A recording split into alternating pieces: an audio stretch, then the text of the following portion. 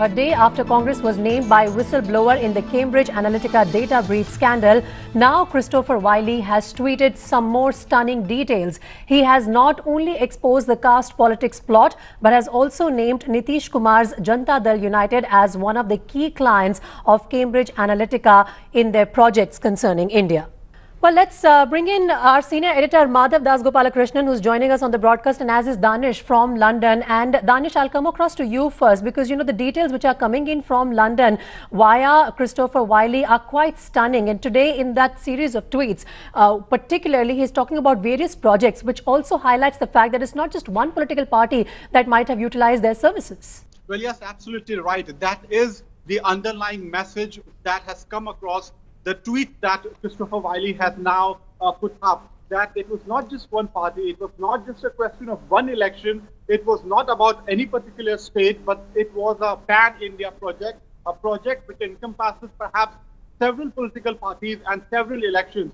Now, what is very disturbing is, if we go back to his deposition yesterday, he spoke about the economic model of companies like Cambridge Analytica, and he said that the real money is made after the election is over, after the clients to whom they provided their services come into power, and then they do this kind of influence brokering. Now, that's exactly the word he used, influence brokering. So he said that some money that is made during elections, but the real revenue comes after the election. Now, that is the scary part. If that is the model that was also applied in India, then it's a very big issue, because then you will have to figure out what happened after the election. Did they keep in contact with the political parties who were their clients?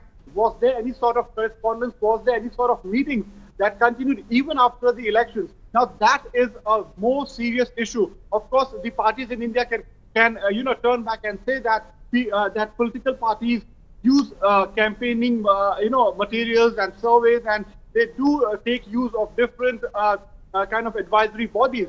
But the question now arises, and this is as per Christopher Wylie's statement yesterday to the parliament, the real money is made after the election. And after his tweets today, wherein he has named JDU, he's already named Congress, and he's also speaking about other political parties. This is a very big, issue that has now snowball into much bigger. Yes, Danish, stay with us. Let me now bring in Madhav on this. Madhav, we already know how big an issue this has become in India's political circles, with Congress trying to wash its hands off any involvement with Cambridge Analytica. But the kind of projects that have been listed today in that tweet from Mr. Wylie does suggest that there must be some sort of involvement of the biggest party here in India.